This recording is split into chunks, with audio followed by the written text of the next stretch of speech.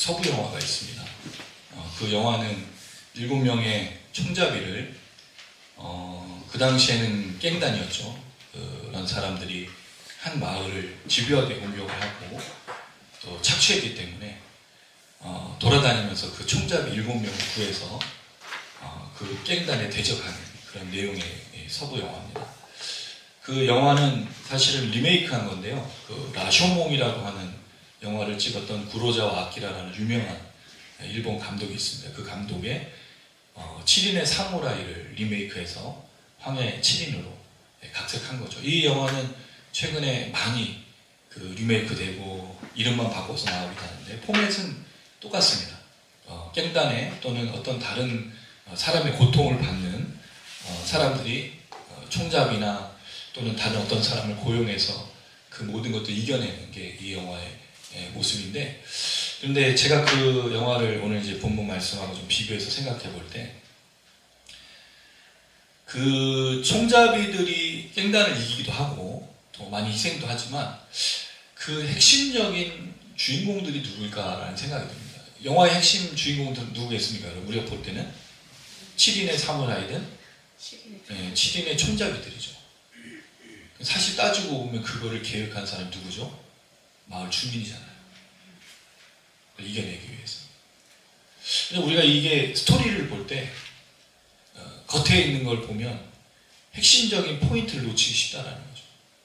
사실 그 주민들이 그렇게 돈을 모으고 찾아가서 도와달라고 호소하고 그들이 이제 되는, 물론 그 7인의 사무라이든 총잡이든 그들이 핵심적인 내용은 맞지만 실제로는 주민들이 그 일을 하고 있다는 거죠. 더불어 오늘 이 모세를 보면 모세를 부르신 하나님이죠. 그리고 조금 지나면 이제 아론도 불러요. 그리고 조금 좀 더 지나면 이스라엘 백성들의 여호수아 갈렙 수많은 사람들을 부르죠.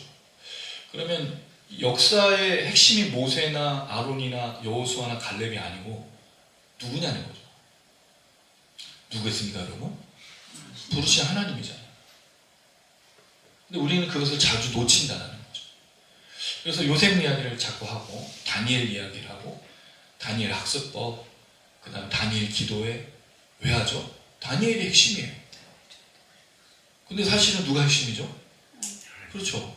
다니엘이든 요셉이든 야곱이든 모세든 다 똑같은 사람들에 불과하지만 그들 가운데 역사하시고 개입하시고 섭리하신 분이 하나님이신 거예요. 우리 이를 놓쳐버리는 순간 성경의 주인공이 달라지는 거죠. 이 뒤틀림 속에서의 세 번째 오늘 시간에 모세 이야기가 지난주 광야로 끝났고 오늘 갑자기 하나님이 출현하세요. 사실 하나님의 출현이 이 전의 내용에는 등장하지 않습니다. 그냥 이스라엘 백성들이 요셉을 알지 못하는 왕이 나타나서 고통받는 그 이야기를 시작하죠. 근데 하나님이 안 계신 건 아니지만 이스라엘 백성들은 마치 하나님이 없는 것처럼 살고 있다. 하나님을 두려워하는 사람들이 모세를 살리게 되는 그 역사들이 나타나고 그리고 이어서 모세 이야기가 진행이 되죠. 근데 성경은 모세가 완벽하지 않은 사람이라는 걸 보여줘요. 그 열정 있지만 혈기, 그리고 광야 생활. 그 광야에서 그가 하는 일은 뭐였죠? 양떼를 치는 거였어요. 결혼하죠. 아들을 낳죠. 그런데 그 이야기 속의 핵심, 이 뒤틀린 역사 속의 핵심이 누구인지 오늘 본문에서 너무 잘 보여준다는 거죠. 누가 이 역사의 주인공인가? 누가 이 성경의 핵심적인 부분인가? 이거를 오늘 본문이 말해주는 겁니다. 그래서 마치 앞에는 서론이고 이게 마치 본론처럼 여겨져요. 그리고 나서 3장에 뭐가 등장하죠? 하나님의 임재, 현현, 떨기나무에서 불이 붙지 않는 그 하나님의 역사. 그럼 이게 성경의 의도가 뭔지 알죠? 처음에 출현 누구를 향해서 집중했었죠? 모세. 근데 실제적으로 주인공은 누구다? 하나님인가라는 걸 너무 잘 보여줘요. 여기서 또 하나의 질문. 왜 하나님은 모세가 살인하기 전에 또는 모세가 그렇게 하기 전에 먼저 나타나시지 않는가? 차라리 떨기나무에서 먼저 나타나셔서 모세를 부르셨다면 이런 일이 없었을 거 아닌데 왜 하나님의 타이밍과 우리의 타이밍이 다르냐는 거죠. 하나님의 시간은 왜 우리가 원하는 시간이 아니냐는 거죠. 그럼 여러분 이게 이렇게 얘기해버리면 결과적으로 생각하는 거잖아요. 모세라는 사람 하나님 부르셨다는 걸 우리가 알고 있죠. 역사로. 근데 모세가 잘못했을 때 하나님 모세를 버리지 않는다는 게 핵심인 거예요. 심지어 이 모세를 하나님 다시 찾으시잖아. 만약에 그럼 하나님께서 우리를 그렇게 부르셨다가 실패하고 실수하고 무너진 사람을 포기했다면 과연 누가 이 땅에서 하나님의 사람으로 살 수 있겠습니까? 만약에 우리의 실수와 우리의 연약함을 하나님께서 그걸 그대로 심판하시고 저주하셨다면 누가 우리가 예배드리고 하나님께 나아가겠습니까? 아무도 예배드릴 사람이 없어요. 아무도 설교할 사람이 없고 아무도 신앙생활 할 사람이 없는 거예요. 근데 하나 놀랍게도 우리의 실수, 범죄, 연약함 고치시고 치유하시고 회복하시고 만지시고 다시 하나님의 길을 걷도록 역사하시죠. 이게 되게 중요한 문제예요. 그래서 하나님이 왜 먼저 나타나지 않냐 이 문제를 얘기하는 게 아니라 이런 모세조차도 하나님이 기다리셨다가 쓰신다라는 거죠. 이게 중요한 거예요. 이게 핵심인 거예요.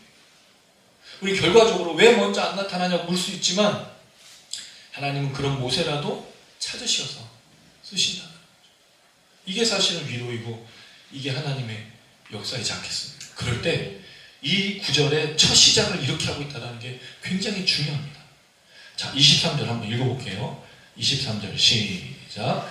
여러 해 후에 애굽 왕은 죽었고 이스라엘 자손은 고된 노동으로 말미암아 탄식하며 부르짖으니 그 고된 노동으로 말미암아 부르짖는 소리가 하나님께 상달된지라. 자, 이 상달된 내용 전에 제일 먼저 나온 내용이 뭐죠? 여러 해 후에 애굽 왕이 죽었다라는 거죠.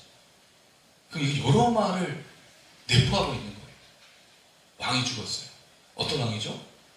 애굽 왕이었죠. 이스라엘을 괴롭혔던. 왜? 요셉을 알지 못하는 왕이었어요. 이스라엘 백성들이 너무 생육하고 번성하니까 내버려두면 안 되겠다.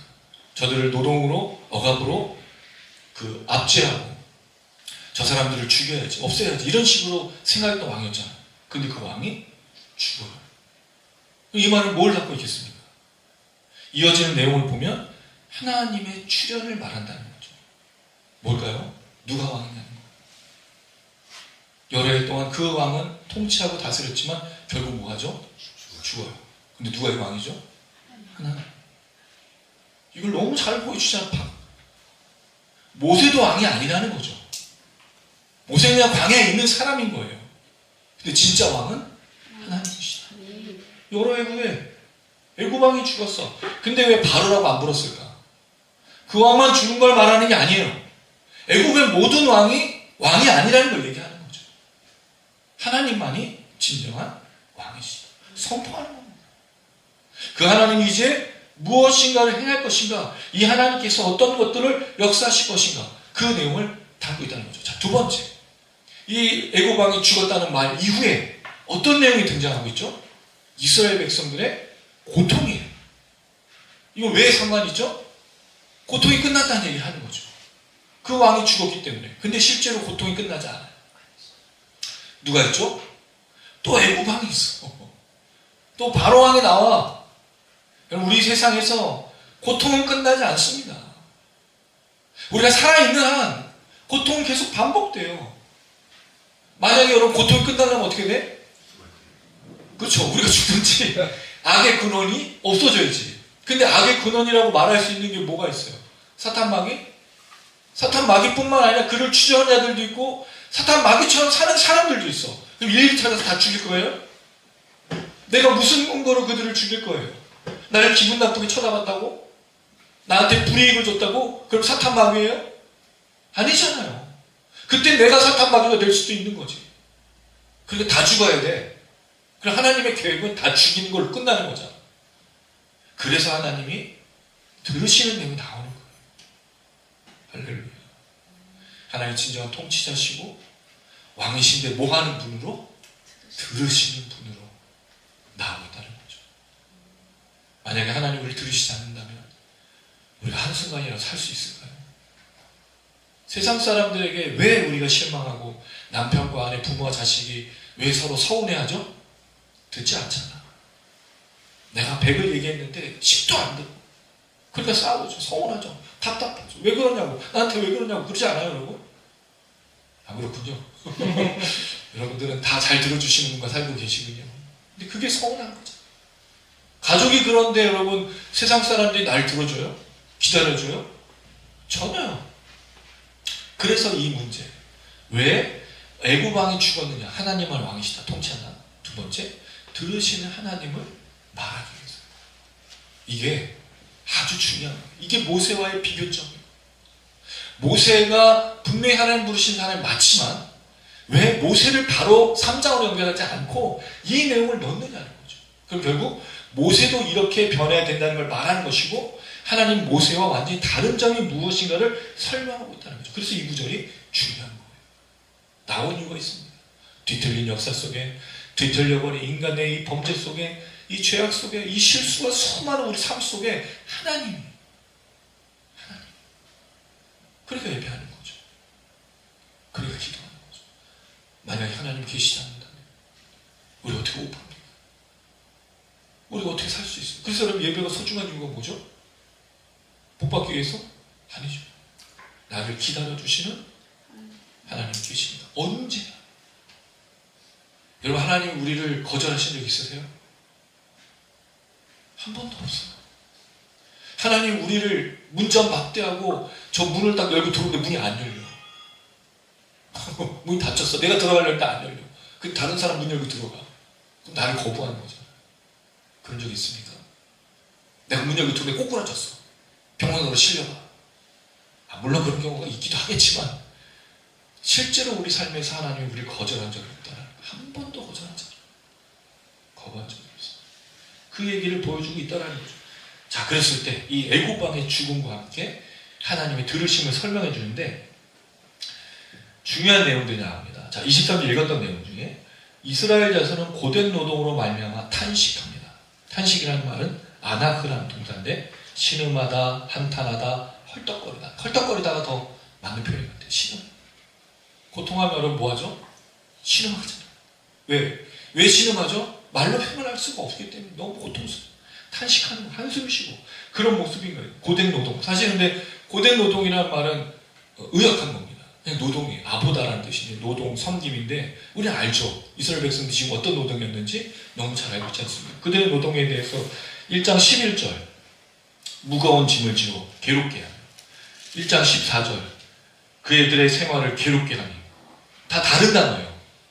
동일한 단어 안 쓰고 다양한 고통의 단어를 썼어. 왜? 이스라엘 백성들의 고통이 너무 심하니까. 출애굽기 2장 11절 고되게 노동하는 이스라엘 백성들이 어떤 노동을 했는지 우리 너무 잘 알겠죠. 그러니까 그 고된 노동으로 탄식해, 신음하고 울부짖고 그 다음에 부르짖었다라고 말하고 있습니다. 짜크라는 단어인데 짜크 소리 지르다, 외치다, 부르다, 도움을 청하다, 소환한다는 뜻을 갖고 있어요. 그러니까 이 말은 꼭 하나님에 대한 것만이 아니라 도움을 요청할 때 말하는 짜 부르짖고 울부짖어. 이들의 또 모습이 뭡니까? 고된 노동, 또 다시 고된 노동이 나오는데 그냥 노동이에요. 나보다 말미암아 부르짖는 소리가 하나님을 향한 외침의 소리가 하나님께 상달되었다라고 말하고 있습니다. 자, 여기에 보면 이 그 기간이 얼마 정도 되는가 생각해 보는데 모세가 약 40세 정도의 사도행전 7장에 우리가 봤을 때 40세 정도의 광야로 나간 거로 우리가 봤었죠. 그럼 모세는 지금 언제 다시 부르심을 받느냐? 출애굽기 7장 7절을 한번 볼게요. 출애굽기 7장 7절을 보면 이 기간이 얼마나 흘렀는지를 성경이 설명해 주고 있습니다. 출애굽기 7장 7절 찾으셨나요? 네. 읽겠습니다. 시작. 그들이 바로에게 말할 때 모세는 70세였고 백성은 83세였더라. 네, 죄송합니다. 노안이 왔어요. 70세가 아니라 80세인데 죄송해요. 80세에 부름을 받은 거죠. 그럼 40년이 흐른 거예요. 이스라엘 백성들이 400년에서 430년 정도의 고통을 받았는데 그 400년이나 430년 안에 이 40년이 포함된 거겠죠. 이들의 고통은 더 심했을 거예요. 왜? 모세가 이스라엘 돕는 것 때문에 지금 뭐가 일어났죠? 살이 일어났잖아요. 애굽왕이 이걸 들어서 모세를 죽이려고 했다면 누굴 더 괴롭혔을까요? 당연히 이스라엘 백성 더 괴롭혔겠죠. 여기 책임 모세에게 있는 거예요. 모세의 그 열정이 이스라엘 백성 더 고통스럽게 한 거죠. 어쨌든 그런 고통이 40년 동안 여러분 말이 40이지 40년 우리가 지금 거의 50대를 이제 다 지나가고 있지 않습니까? 우리 이제 미나는 아직도 20대지만 40년을 고통한다고 생각해 보세요. 인생의 거의 반 이상을 고통하고 있는 거예요. 지금 그런 시기.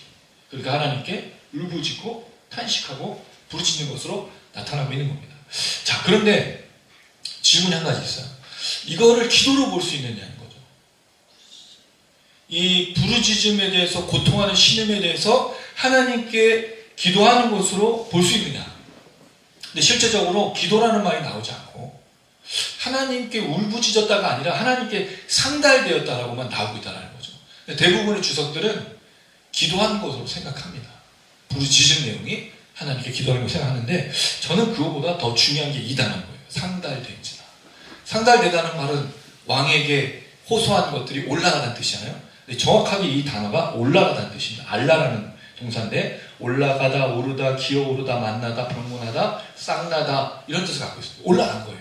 마치 요한계시록의 성도들의 기도가 향과 함께 올라간 것처럼 올라간, 하나님께 전달되었다는 뜻인 거죠. 그럼 이게 기도냐 아니냐보다 더 중요한 게 뭐죠? 하나님께 닿았다는 거죠. 근데 하나님께 닿았다는 이유가 뭐예요? 그런 말을 쓰는 이유가 뭐죠? 들으셨다는 거죠. 전달이 됐다는 거잖아요. 하나님이 이들이 울부짖는 거 외침을 보셨다는 거잖아요. 아셨다는 거잖아요. 이게 상달된 거지. 만약에 여러분 이들이 이렇게 얘기했는데 상달된 게 아니라 하나님이 이 다음에 그냥 부르짖은 거로만 끝난다면 들은 게 아닌 거죠. 근데 하나님 거절하지 않으신 거예요. 거부하지 않으신 거예요. 오히려 이들에게 하나님께서 이 모든 것에 응답하고 있다는 것을 말해줍니다. 자, 그랬을 때 여기 이제 표현이 나옵니다. 이렇게 고역에 짓눌려 하느님께 울부짖었다고 공동 번역은 얘기했고요. 고된 일 때문에 부르짖는 소리가 하나님께 이르렀다. 현대어 번역은 그 강제 노동에 견디다 못해 제발 살려달라고 아우성치는 소리가 하나님에게까지 사무쳤다. 한국적인 표현이죠. 사무쳤다. 가슴에. 그 다음에 새한글 성경 그리고 노예살이 때문에 부르짖는 소리가 하나님께 올라갔다. 이건 그냥 직역한 거예요. 올라간 거죠. 근데 중요한 건 올라간 게 중요한 게 아니라 하나님이 거절하지 않으셨다는 거죠. 왜? 뒤에 하나님의 반응이 네 가지가 나오기 때문입니다. 하나님의 이 네 가지 반응은요 굉장히 중요합니다. 이 여기 나온 네 가지 동사 여러분 꼭 기억해 주세요. 이게 뭐를 또 설명하고 있냐면 공감과 관련되어 있어요. 여러분 이 시대에 그런 얘기 많이 하잖아요. 공감. 함께 그 공통의 감정을 느낀 걸 공감이라고 얘기하죠. 저 사람의 마음을 이심전심하는 게 공감인데 공감의 네 가지 특징으로도 볼 수 있어요. 그리고 하나님의 기도응답의 네 가지 특징으로도 볼 수 있다는 거. 그래서 이 네 가지 동사가 굉장히 중요합니다. 먼저 두 가지를 살펴볼게요. 24절 읽어보겠습니다. 시작. 하나님이 그들의 고통 소리를 들으시고 하나님의 아브라함과 이삭과 야곱에게 쓰는 그의 언약을 기억하시라. 자, 먼저 두 가지 중에 첫 번째는 들으시고입니다. 들으시고. 하나님은 고통 소리를 어떻게 하신다고요? 들으시고. 쉐마 이스라엘. 이스라엘아 들으라. 그 쉐마라는 말. 요새 뭐 쉐마 그 학습법 뭐 그런 거 많이 나오잖아요. 근데 쉐마라는 동사예요. 듣다, 경청하다, 순종하다, 주의를 기울이다, 응답하다. 여러 가지 가겠습니다. 고통 소리는 내악하, 신음, 괴로움이에요. 그러니까 울부짖음 그 신음 소리가 하나님께 올려졌는데 하나님이 들으신 거죠. 거절하지 않은 거예요. 하나님은 그렇게 들으십니다. 여러분 이게 되게 중요한 거. 하나님은 다 듣고 계신다는 거죠. 하나님은 놓치지 않으신다는 거죠. 이 들으심에 대한 내용이 이제 조금 이따 한 번 더 설명드리겠지만 들으심에 대한 내용을 보면 놀랍게도 의인에 대한 기도만 들으신 게 아니에요. 심지어 가인과 하갈과 의롭지 않은 사람들의 소리까지도 다 들으신 하나님이십니다. 하나님은 다 수집해요. 마치 인공위성의 모든 소리를 수집하고 옛날에 그 영화가 하나 있었어요. 지네클만과 그 윌 스미스인지 제가 정확하게 기억이 안 나는데 그 영화가 있었어요. 모든 걸 도청하는 사회. 그런 내용이 에너미 오브 스테이트라는 그런 영화가 있었는데 모든 걸 다 하나님 다 듣고 계시는 거죠. 하나님 우리를 모른 척하지 않으세요. 여러분 그게 참 신기한 건데 우리는 하나님을 가까이 하기 원합니다. 할렐루야. 안 그러세요? 하나님 별로 가까이 하고 싶지 않습니까? 가까이 원하잖아요. 근데 우리가 언제 하나님을 가까이 하기 원치 않죠? 죄질 때. 죄질 때는 하나님 CCTV 꺼주시고 도청장치 꺼주시고 아무것도 듣지 말고 아무것도 보지 말고 내 안에 계신 성령까지도 없는 것처럼 여기지 않습니까? 근데 늘 우리 하나님을 갈망하잖아요. 근데 하나님이 다 들으신다는 거죠. 자, 두 번째 기억하십니다. 기억하다는 말은 자카를 하는데 동사입니다. 기억하다, 회상하다, 회고하다, 상기하다, 마음에 두다. 근데 여러분 이게 되게 중요한 목적어가 있어요. 뭘 기억하셨죠? 아브라함과 이삭과 야곱에게 세운 언약을 기억하는 거예요. 왜 이스라엘을 기억한다는 말 안 해요? 왜 모세를 기억한다는 말을 하지 않느냐는 거죠. 하나님 기억하는 게 뭐예요? 언약입니다. 메리트. 이 정확한 이 언약의 핵심 내용은 뭐죠? 나누다라는 뜻이에요. 왜 짐승을 둘로 쪼갰잖아요. 이 말을 지키지 못할 때 저 짐승처럼 둘로 쪼개질지라. 그게 아브라함과 세운 언약에서의 모습이지 않습니까? 그게 언약이에요. 근데 어떤 언약이다? 아브라함과 이삭과 야곱의 언약이에요. 자, 그런데 잘 들어보세요. 기도를 들으셔. 고통을 들으셔. 근데 뭘 기억하시는 거예요? 언약을 기억한다는 거예요. 그럼 무슨 말이죠, 여러분? 하나님의 삶의 원칙, 하나님의 개입의 원칙, 섭리의 원칙이 뭐예요? 언약이라는 거죠. 하나님 언약을 따라 움직이신다는 거예요. 그럼 여러분 언약이 뭐예요? 하나님이 하신 약속, 말이지 않습니까? 자기가 했던 말을 그대로 지키시는 게 굉장히 중요합니다. 하나님은 자신이 했던 말을 그대로 지키세요. 뭐에 상관없이? 인간의 모든 삶과 상관없이. 하나님 자신의 원리가 있다는 거죠. 원칙이 있다는 거죠. 근데 먼저 아브라함의 언약이에요. 창세기 15장 18절입니다. 창세기 15장 18절 우리 다 봤던 내용이에요. 읽어봅니다. 창세기 15장 18절. 12장이 언약이 아니에요, 여러분. 12장 1절에서 2절에 아브라함을 부르시는 내용이 나오죠. 근데 그건 언약이라고 부르진 않았어요. 이걸 언약이라고 부르신 거죠. 언약을 체결하신 내용이에요. 창세기 15장 18절 읽겠습니다. 시작. 그날에 여호와께서 아브라함과 더불어 언약을 세우고 이르시되 내가 이 땅을 애굽 땅에서부터 그 큰 강 유라데까지 내 자손에게 주노니. 자, 뭘 약속해 주셨어요? 땅에 대한 약속. 언약의 첫 번째가 뭐예요? 땅입니다. 땅. 자, 그 다음에 두 번째 언약. 창세기 17장. 아브라함이 아들을 못 낳고 걱정하고 염려하니까 또 사라 때문에 못 낳고 있었죠. 자기의 종을 언약의 그 해결, 하나님의 언약의 역사를 이루는 사람으로 세우려고 했던 거예요. 그때 하나님 나타나셔서 약속하죠. 창세기 17장 2절 먼저 있습니다. 창세기 17장 2절 시작. 내가 내 언약을 나와 너 사이에 두어 너를 크게 번성하게 하리라 하시니. 여기 번성하게가 무슨 뜻이죠? 많아지게 하는 거잖아요. 근데 이게 풍요와 부요가 아니라는 거죠. 왜? 뒤에 나오는 거 보면 6절에서 7절 내가 너를 심히 번성하게 하리니 민족들이 나게 하며 왕들이 내게로부터 나오리라. 무슨 뜻이에요? 자손들을 주시겠다는 거죠. 그러면 아브라함의 언약은 뭐예요? 하나는 땅, 두 번째는 자손에 대한 거예요. 이거 어디서 들었어요? 이게 하나님이 인간을 만드셔서 자신의 형상과 모양을 만드셔서 약속하신 두 가지 아닙니까? 생육하고 번성한 땅에 충만하라. 그리고 땅을 주리라. 이렇게 정복하는 게 주인 거죠. 이 약속이 하나님의 원칙적인 약속이에요. 땅을 주고 후손을 주겠다. 자, 이삭의 언약은요. 창세기 26장 2절에서 5절 찾지는 않습니다만 여기도 동일하게 땅에 대한 내용이 나오고 자손을 하늘의 별과 같이 번성하게 하겠다. 그럼 아브라함의 언약이 누구에게 연결된 거죠? 아들에게 연결된 거예요. 언약은 사라지지가 않은 거예요. 자, 그 다음에 야곱의 언약. 지금 아브라함, 이삭과 야곱을 왜 연결하죠? 다 장자잖아. 원래 에서가 장자지만 하나님이 장자로 뽑은 사람이 누구였어요? 야곱. 그럼 야곱의 언약이죠. 읽어봅니다. 창세기 28장 13절에서 15절. 창세기 28장 13절에서 15절. 이 28장 15절은 제가 목회를 시작하게 되었을 때 제게 주셨던 말씀이에요. 하나님의 이 약속, 언약의 약속들을 저는 이걸 제가 기도하던 중에 받은 건데 이 내용 우리 한번 나눴던 적이 있습니다. 28장 13절 15절 읽습니다. 쭉 읽겠습니다. 시작. 또 본즉 여호와께서 그 위에 서서 이르시되 나는 여호와니 너의 주 아브라함의 하나님이요 이삭의 하나님이라. 내가 누워 있는 땅을 내가 너와 내 자손에게 주리니 내 자손이 땅에 티끌같이 되어 내가 서쪽과 동쪽과 북쪽과 남쪽으로 치고 퍼져나갈지며 땅의 모든 독성이 너와 내 자손으로 말미암아 복을 받으리라. 내가 너와 함께 있어 내가 어디로 가든지 너를 지키며 너를 이끌어 이 땅으로 돌아오게 할지라. 내가 내가 허락한 것을 다 알기까지 너를 떠나지 아니하리라 하시니라. 하나님의 언약이 뭐예요? 땅입니다. 계속 강조하고 있어요. 왜냐하면 야곱이 지금 어떤 상태였죠? 형과 아버지를 피해서 도망갔잖아요. 근데 다시 돌아오게 하겠다. 그리고 그 누워있는 땅을 내가 주겠다. 그래서 이름이 뭐였어요? 베델. 하나님의 집. 베트, 벨 하나님. 그게 하나님의 집이 되는 역사. 그리고 이 약속을 하나님이 지키시죠. 근데 야곱이 이 약속을 그대로 지키지 않았어요. 왜? 제단을 쌓지 않았거든요. 그리고 나중에 창세기 35장에 가서 다시 언약하십니다. 창세기 35장 11절에서 12절. 창세기 35장 11절에서 12절. 지금 나누는 내용들을 잘 기억해 주세요, 여러분. 이 약속이 우리에게도 그대로 연결되기 때문에 그래요.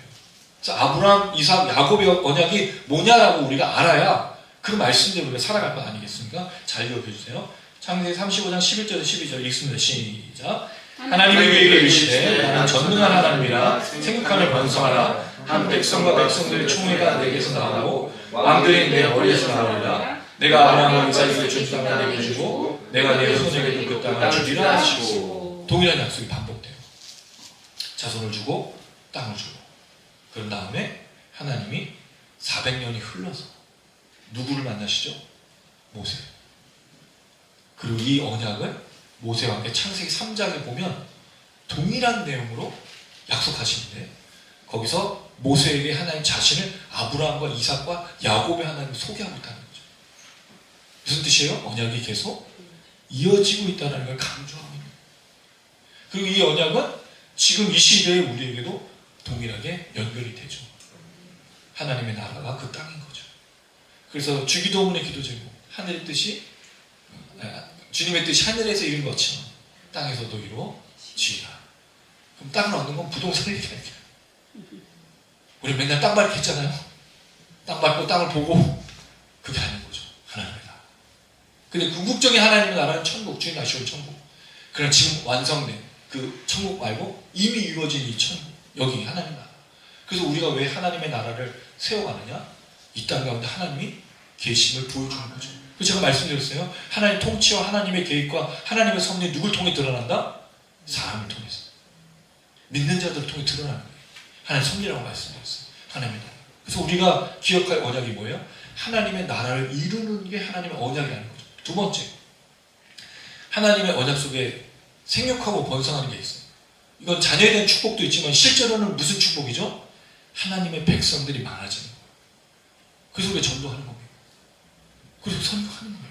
이 땅 가운데 죽어간 영혼, 잃어버린 영혼, 내 자녀 손들에게 하나님 복과 은혜가 흘러갈 수 있도록 애쓰고 수고하는 것이 바로 이 역사라는 것을 분명히 보여주고 있다는 거죠. 그러니까 여러분 뭐 해야 돼요? 이걸 놓고 기도하는 겁니다. 뭘요? 하늘 나라, 하늘 백성들. 우리의 기도 제목을 바뀌었으면 좋겠어요. 이제 설이잖아요. 우리의 새로운 그 시작. 1월 1일이 아니고 사실 우리가 2월 18일 구정이 새로운 시작이잖아요. 우리에게는 새로운 시작. 뭘 놓고? 하나님 나라, 하늘 백성. 이게 우리의 기도 제목이었으면 좋겠습니다. 그렇게 기도하면요 하나님이 역사하세요. 하나님 안 역사할 수가 없어. 문제는 우리가 그렇게 안 하니까 기도 응답이 없는 거지.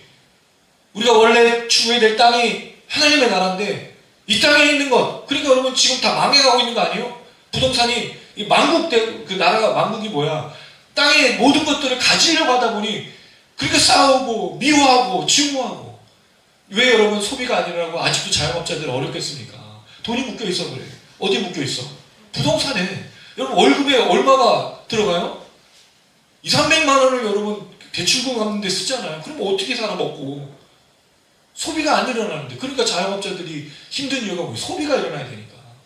부동산이 망국이 사라져야 돼.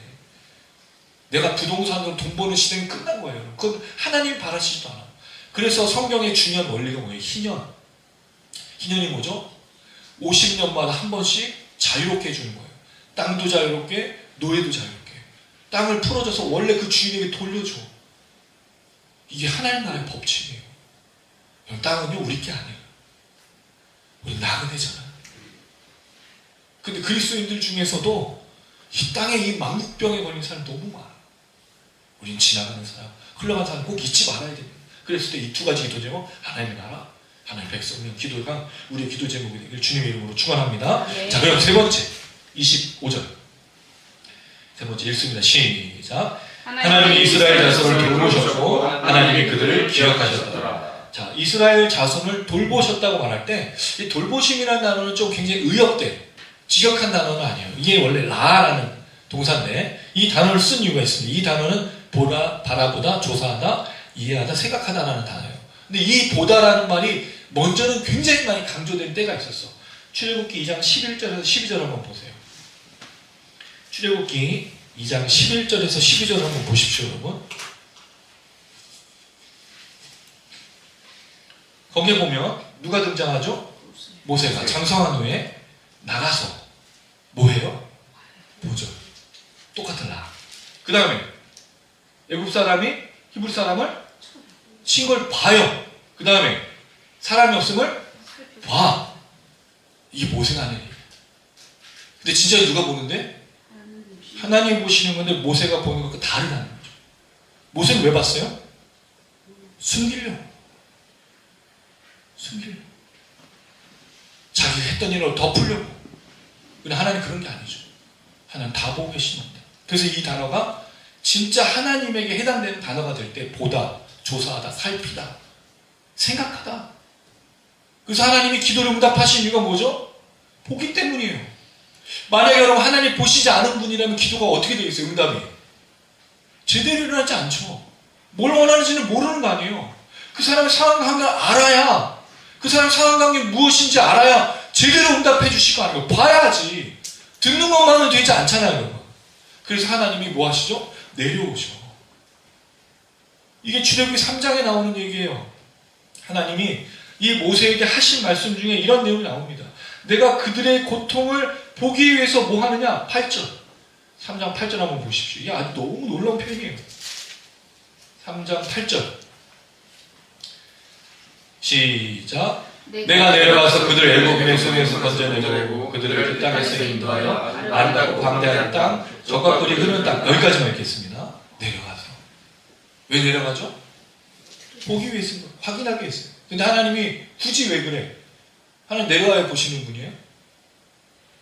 확인한다는 말이 무슨 뜻이죠? 실제로 확인하는 게 아닌 거예요. 무슨 표현이에요? 사람을 위한 표현이에요. 하나님의 들으심을 직접적으로 보여주시는 표현이에요. 여러분 그게 뭐죠? 예수 그리스도가 이 땅에 성육신하셔서 오신 거예요.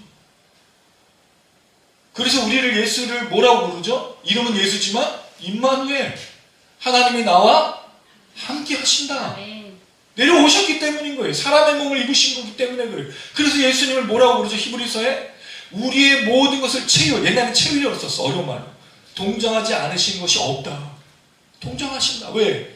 똑같은 고통과 고난을 받고 계셨기 때문에, 먹을 것으로, 입을 것으로, 마실 것으로, 사는 것으로 고민하셨기 때문에 우리의 모든 고통을 아시는, 내려오신 분. 그래서 하나님이 내려오시다는 표현은 우리를 위한 표현이에요. 몰라서 내려오는 게 아니에요. 확인하려고 내려오는 게 아니에요. 사실은. 왜?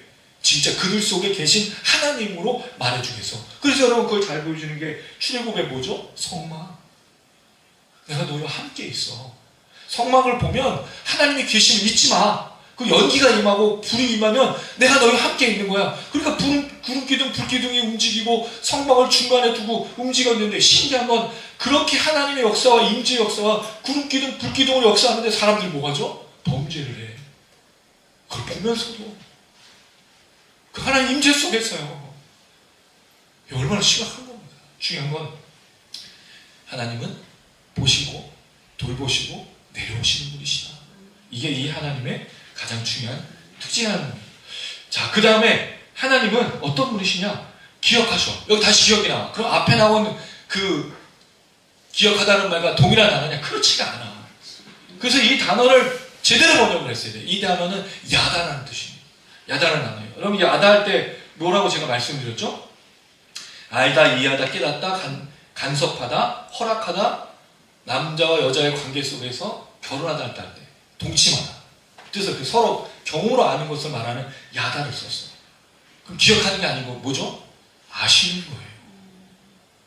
근데 놀라운 건 다른 건 다 목적어가 있어요. 뭐뭐를 보고 뭐뭐를 듣고 뭐뭐를 기억하고잖아요. 근데 이 단어만 목적어가 없어. 그러니까 이 단어가 이상한 단어예요. 목적어가 없다는 말이 무슨 뜻일까? 물론 여기 문법적인 내용일 수 있지만 중요한 건 하나님의 아심에 한계가 없다는 거죠. 우리는 이 문맥상에서 볼 때 그 하나님의 아심은 뭐예요? 출애굽기 1장부터 시작된 모든 것을 아시는 분으로 여길 수 있고, 두 번째는 이후로 진행되는 모든 것을 아시는 분으로도 이야기할 수 있다는 거죠. 그래서 하나님을 뭐라고 불러? 전능하신 하나님, 전지하신 하나님. 하나님이 다 알고 계시는 거예요. 근데 여러분, 이 단어를 뭐로 우리가 설명할 수 있죠? 그게 공감이잖아요. 알아야 공감하는 거예요. 모르면 공감할 수가 없어. 들은 척을 하고 또 아는 척을 해주는 것뿐이지. 근데 하나님은 아시기 때문에 공감하니. 그러니까 우리가 하나님께 기도하는 겁니다. 왜 기도해요? 왜? 하나님이 들으시기 때문이고, 하나님이 아시기 때문이고, 하나님이 기억하시기 때문이고, 하나님이 보시기 때문이잖아요. 그러니까 기도하는 겁니다. 하나님 왜 누가 그렇게 해줘요? 누구한테 부탁을 해도 우리의 상황을 알지 못합니다. 알고 싶지도 않아요. 요새 여러분, 누가 우리가 전화하고 연락하면 아는 척하는 사람이 있습니까? 또 왜 전화했어? 뭐가 필요해서? 이런 식으로 우리가 서로 대하는 거예요. 이 각박한 세상에서 더욱더 자신만을 사랑하지 다른 누구를 사랑하는 사람이 거의 없어요. 연락도 잘 돌리지 않습니다. 제가 이번에 최근에 우리 ROTC 동기들하고 후배를 만났어요. 30년 만에. 대학생활 이후에 처음 만난 거예요. 근데 얘가 똑같이 생겼어. 세월이 흘렀는데 머리만 희끗해졌을 뿐이지 다 똑같이 생긴 거예요. 배 나오고. 너무 신기했어. 마치 그때 우리가 대학생 시절에 서로 어울렸던 그 시절이 너무 기억이 났어. 근데 여러분, 그렇게 해서 만났는데 섣불리 우리가 뭔가 이야기하기 쉽지 않다는 거예요. 만나기도 쉽지 않고. 몇 년 만에 만났다고 제가? 30 몇 년 만에 만났어. 그럼 카톡으로는 연락 안 해. 연락했죠. 보기가 쉽지가 않아. 만나기도 쉽지 않아. 특별히 이렇게 험악하고 이렇게 각박한 세상에서 누구를 만나는 게 쉽지 않아. 그런데 하나님은 우리를 알고 계시다는 거죠. 하나님 우리를 공감하십니다. 하나님 우리를 함께 하십니다. 자, 그런데 여러분, 이 이야기가 제가 중요한 얘기였어요. 4가지 하나님의 원칙이라고 말씀드렸어요. 공감 원칙이라고. 어떻게 역사하십니까? 먼저 들으시고. 이 들으시고의 처음에 나온 내용이 있어. 아벨의 기도, 아벨의 외침. 가인한테 뭐라 그랬어요? 땅에서부터 내 아우의 핏소리가 호소하는지라. 근데 여러분, 이 단어가 아까 말했던 짜크, 부르짖음이 땅에서 이 동생의 그 원혼이 진짜 많은 거죠. 원혼이 부르짖고 있다라고. 그러니까 하나님 들으셔요. 안 듣는 게 없다라는 거죠. 이 부르짖음에 대한 하나님의 이야기가 굉장히 많아요. 시편에 보면 하나님은 우리의 부르짖음에 기울이고 계시고 듣고 계시고, 하나님 안 듣는 게 없다라는 걸 분명하게 얘기하고 있는 게 하나님 들으시는 겁니다. 이건 제가 주중에 묵상으로 드리도록 할게요. 자, 두 번째, 하나님께서 행하시는 것이 무엇입니까? 여기 나온 4번째 이야기 중에 기억하시는 게 뭐예요? 하나님의 언약이잖아요. 하나님의 그 언약을 통해서 우리에게 역사합니다. 여러분, 이 모세의 언약 이후에 다시 무슨 언약이 등장하냐면 다윗의 언약이 등장해요. 그게 왕권을 주고 땅을 주고 자손을 준다는 그 내용이 나옵니다. 그리고 나서 그 언약은 에스겔서의 새 언약으로 바뀝니다. 그리고 나서 예수님께서 이 땅에 오셔서 언약을 성취하시는 분이 되죠. 그리고 예수님에 대해서 우리가 받은 언약이 뭐예요? 예수를 믿으면 구원을 얻는 것으로 언약이 바뀌는 거죠. 사실 바뀌는 게 아니라 완성되고 성취되는 거예요. 그래서 우리에게도 이 하나님의 언약을 기억하세요. 그래서 왜 우리가 하나님 앞에 예배드리고 왜 우리가 기도하고 왜 우리가 하나님께 나아갈 수 있는가? 예수의 피 때문에. 예수의 피가 모든 제사의 완성이 되시기 때문에 그 하나님께 나아가서도 예배드리고 기도할 수 있는 그 언약들이 이루어지고 있는 거죠. 하나님은 자신이 하신 말을 반드시 지키십니다. 창세 때부터 지금까지 온 역사예요. 그래서 왜 우리를 버리지 않는가? 하나님 믿는 자, 예수의 피를 믿는 자를 버리지 않기 때문이에요. 되게 신기한 게 한 가지가 있어요. 우리 아들하고 딸하고 지금 구원의 서정이라는 성경 공부를 어제 이제 4주차로 마무리했는데, 감사한 건 우리 아들, 딸이 제가 만든 성경 공부 가지고 지금 공부를 했어요. 신앙의 기초를 가지고 했는데 너무 고맙습니다. 근데 그 내용 중에 이런 내용이 있어요. 예수님이 십자가상에 돌아가실 때, 제가 몇 번 얘기했던 얘기지만 좌편강도 우편강도가 있었어요. 예수님이 어떤 모습으로 돌아가시죠, 여러분? 벌거벗겨져서 돌아가셨어요. 모진고문을 당했죠. 피가 흘렀죠. 그럼 온몸이 제대로 된 모습이 아니었어요. 아마 되게 볼성 사나운 모습이었을 거예요. 그리고 또 뭐 하셨습니까? 목이 마른데 물을 마시지 못할 정도로 고통하셨잖아요. 오늘 이스라엘 백성들처럼 뭐 하죠? 헐떡이고 신냈을 거예요. 그럼 계속 이 십자가에 달려서 죽으실 때까지 하신 게 뭐예요? 이런 소리가 났을 거예요. 그러면 여러분, 정상적인 사람이라면 이 강도가 얘기하죠. 야, 너부터 구원해. 이게 상식적인 거 아니에요? 왜 옆에서 뭐 하고 있어 지금? 헐떡거리고 있잖아요. 죽으려고 자기가 보니까 뭐 하는 거야 이 사람이? 뭐 메시아라고 몰아다니고 뭐 병자 고치고 뭐 할 텐데 하는 짓이 사람 그냥 죽을 것 같은 거예요. 그러니까 너부터 구원해. 근데 거기서 그 십자가 상에서 뭘 하죠? 한 강도가? 조용히 하라고. 우리는 우리의 죄를 죽지만 이분은 그런 분이 아니라고 변호를 해줘. 그리고 뭐라 그러죠? 당신이 눈을 떴을 때 낙원에서 나를 기억해달라고 얘기를 해요. 그럼 이게 상식적인 거예요? 그래서 많은 사람들이 얘기해. 그러면 우리가 저 강도처럼 나쁜 짓 하다가 죽었대. 딱 죽기 앞서서 예수 믿어야지? 가능한 일일까요? 불가능한 거예요. 근데 신기한 건 그 죄를 지었던 사람이 예수의 피만 의지하고 예수를 고백하고 회개하면 구원해 주신다고. 너무 놀라운 거예요. 그 구원의 고백, 회개의 고백은 내가 할 수 있는 게 아니에요. 성령의 말할 수 없는 탄식이 없으면 회개할 수가 없어요. 여러분 요새 보지 않습니까? 사람들이 자기가 잘못한 거 인정하는 사람 보기 싫어요? 자기가 뻔뻔히 잘못했는데 특별히 차 운전하는 사람들 한문철 TV에 보면 많이 나오지 않아요? 너무 뻔뻔한 사람 너무 많지 않습니까? 그러면 이 강도가 그렇게 고백했다는 건 쉬운 게 아니에요. 물론 그렇게 얘기할 수 있어요. 기독교의 구원은 참 신기하다. 죄 많이 짓다가 한 번 회개하는데 한 번 회개가 쉬운 게 아니기 때문에 예수를 꾸준히 믿고 예수의 피가 나를 용서하고 예수의 피를 믿어서 구원받는다는 게 쉬운 게 아니기 때문에 고백한다. 그 얘기. 그럴 때 이 언약, 예수의 피를 의지해서 예수가 나의 죄를 용서해 주신 구주라고 믿는 그때 그 언약, 약속하신 거잖아요. 주 예수를 믿으라. 그냥 너와 내 집이 구원을 얻으리라. 약속해 주셨다고요. 그래 믿는 거예요. 고백하는 거예요.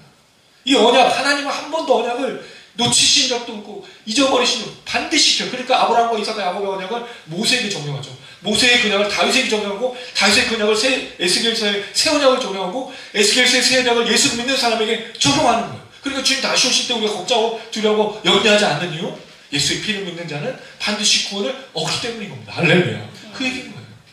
하나님 뭐로 움직이셔요? 언약을 통해요. 자기가 하신 말씀을 통해요. 우리가 했던 말도 놓치잖아요. 우리가 했던 약속도 잊어버리잖아. 하나님 창세전에 얘기했던 그 약속을 반드시 지켜서 그 원칙을 삼고 그 약속을 따라 움직이시는 거예요. 그 하나님이. 그다음 세 번째, 돌보시는 얘기. 여러분 하나님이 우리를 돌보시는 얘기. 저는 이 내용에 내려오심 아까 성규신 얘기했지만 창세기 6장 12절에 이런 내용이 나와요.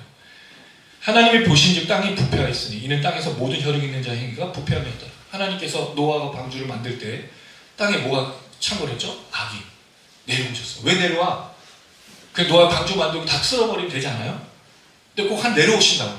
뭐 하려고? 회개시 일으키려고 내려오시는 거예요. 하나님 그런 행동을 하실 때는 반드시 회개가 있어. 한 내려오셨을 때, 그러니까 아브라함에게 하나님 물으셨잖아요. 내가 저 소돔과 고모라 다 없애버린다고 했더니 아브라함 거기서 뭐 하죠? 우리가 알고 있는 아브라함과 다르게 거기서 뭐 하죠? 의인 50명이 있다면 용서해 주시고. 하나님 내려오시는 이유, 하나님 보시는 이유, 하나님 돌보시는 이유, 하나님이 찾으시는 이유, 회개케 하기 위해서인 거예요. 그러니까 예수가 더디 오시는 거죠.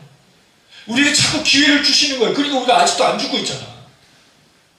아직도 회개할 것이 많고 아직도 하나님께 돌아갈 것이 많은데 아직도 안 죽고 있잖아. 하나님 우리 회개케 하기 위해서 기다려주시는 그 하나님, 그 돌보심. 물론 하나님께서 우리 기도에 응답하시고 우리의 모든 것을 풀어가시는 것도 돌보심 되시겠지만 가장 중요해서 내려오심은 회개 역사에 이다라는 거예요. 그래서 그 어린 양을 이렇게 부르죠. 보라, 세상 죄를 지고 가는 하나님의 어린 양이로다. 하나님 내려오신 이유, 회개케 하기 위해서, 구원을 베푸시기 위해서. 그게 하나님의 정확한 돌보심인 거예요. 그런데 때로 우리는 그 하나님이 우리 기도에 응답하는 걸 돌보심으로만 여기기 원하죠. 내 기도에 언제 응답하시고 내 기도에 왜 응답하시지 않는가 물어보는데 질문 하나 드리겠습니다. 우리의 때가 정확할까요? 하나님의 때가 정확할까요? 하나님의 때입니다. 근데 왜 우리 못 기다릴까요? 너무 신기하죠? 우리가 하나님보다 더 때를 잘 안다고 생각해요. 하나님 조언하기도 해요. 형 이렇게 해야 되는 거 아니에요? 우리가 그럴 것도 그래요. 그게 우리 거예요. 하나님 가장 선한 때, 가장 합당한 때 하나님 뜻을 이루어가시고 인도하시고 역사하신 하나님이십니다. 이걸 놓치면 안 돼. 마지막 기억하신다. 하나님은 아신다는 거죠. 제가 좋아하는 말씀 로마서 8장 26절 아까 읽었던 말씀이에요. 이와 같이 성령도 우리 연약함을 도우시나니 우리는 마땅히 기도할 바를 알지 못하나 오직 성령이 말할 수 없는 탄식으로 우리를 위하여 친히 간구하시는 그 기도가 중요한 이유 기도의 시작 속에 성령이 역사하시기 때문입니다. 근데 기도하지 않으면 성령의 역사를 경험할 수가 없어요. 그리고 영혼이 갑갑하지 답답하지 꼭 시간을 많이 들이고 어떤 중요한 장소에서 기도할 게 아니라 성령을 의지해서 기도할 필요가 있는 거예요. 왜? 하나님이 들으시니까 보시니까 아시니까 그 아신 하나님께서 성령을 통해 그리고 우리 그 예수께서 우리의 기도를 들으실 때 가장 아파해 주시는 그래서 여러분 이 보다라는 말을 다른 말로 하면 하나님의 공감이라고 말씀드렸던 거 안다는 것이 하나님의 눈물이 있어요. 하나님 우리 향해서 눈물을 흘리시고 다른 말로 요한복음 3장 16절 하나님 세상을 사랑하사 누구를? 나를 사랑하시는 사랑하니까 신앙생활 하는 거예요. 하나님 사랑하시니까 기도하고 사랑하니까 예배하고 찬양하지. 날 사랑하지 않는 분은 우리가 할 수 없잖아. 근데 문제는 뭐죠? 그 사랑하신 하나님 잊어버리는 게 문제예요. 자꾸 놓쳐. 저걸 따라가다 놓치고 이걸 하다가 놓치고 그러니까 결국 하나님은 그대로신데 우리 뭐하고 있어요? 뱅글뱅글 돌아. 가다가 돌아오고 이게 잃어버린 아들의 비유.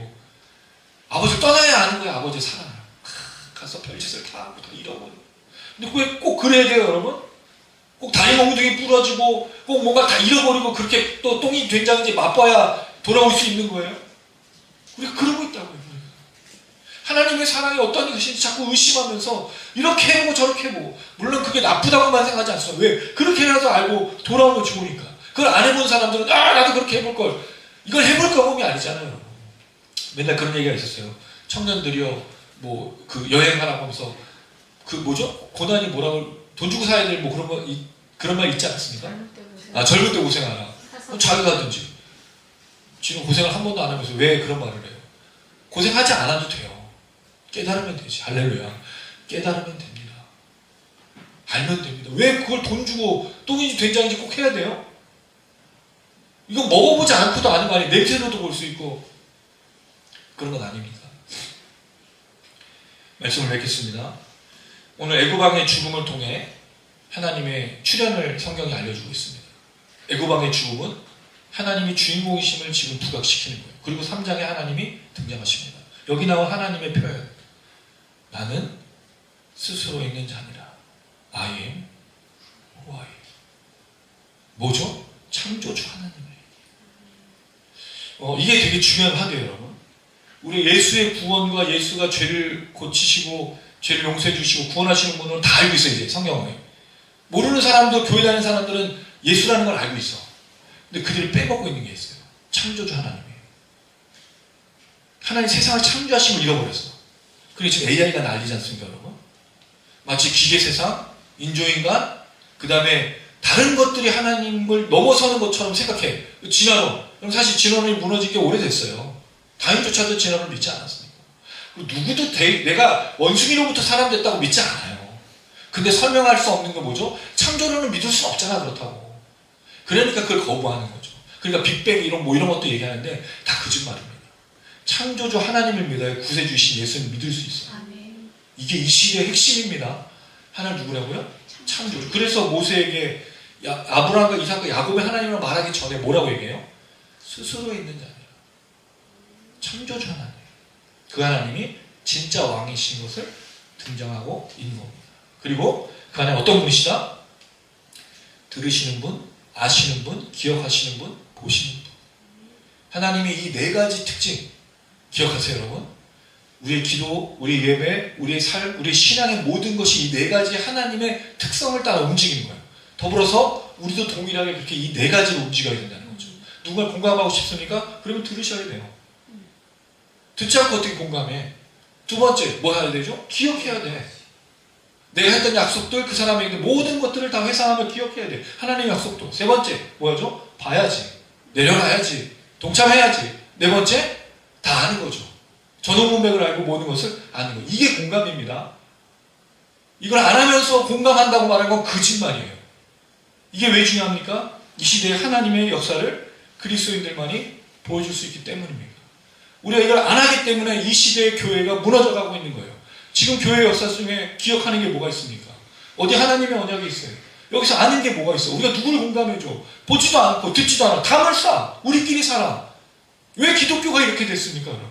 하나님의 영광과 하나님의 나라와 하나님의 백성을 확인시켜주고 전하고 나누는 이 일을 하지 않고 있으니까 이렇게 된 거 아니에요. 교회의 문제가 이겁니다. 다른 문제가 아니야. 우리가 이 하나님의 역사들을 안 하고 있으니까. 그럼 여러분 출애굽이 없는 거예요. 이 네 가지 역사가 있어야 하나님의 출애굽이 시작이 되잖아요. 그러니까 모세가 이 하나님을 만나서 동일하게 움직이지 않습니까? 보고 듣고 기억하고 알고. 하나님 모든 사람이 그렇게 움직였어요. 그렇게 예수도 움직이셨고 그렇게 구원받은 사람들이 움직여서 하나님의 나라와 하나님의 역사를 이루어갔다는 거죠. 그럼 동일하게 우리도 이 시대에 이 네 가지 동사, 하나님 행하셨던 것들을 움직일 때 하나님께서 분명히 우리를 통해서 하나님의 나라와 하나님의 백성들에 대한 구원의 역사를 이루실 겁니다. 그리고 새롭게 이제 설이 됐어요, 여러분. 다시 진짜 구정. 그러니까 여러분 1월 1일 하루만 쉬지만 구정 우리가 3일을 쉬잖아요. 진짜 새해가 됐어요. 이제 한 달 진짜 먹는 거예요. 떡국 많이 드시고 한 달 더 먹으시되 이 네 가지 듣고 보고 기억하고 아는 그 하나님의 하나님 되심의 그 역사를 따라서 우리가 살아가는 그런 삶이 되기를 주님의 이름으로 축원합니다. 아멘.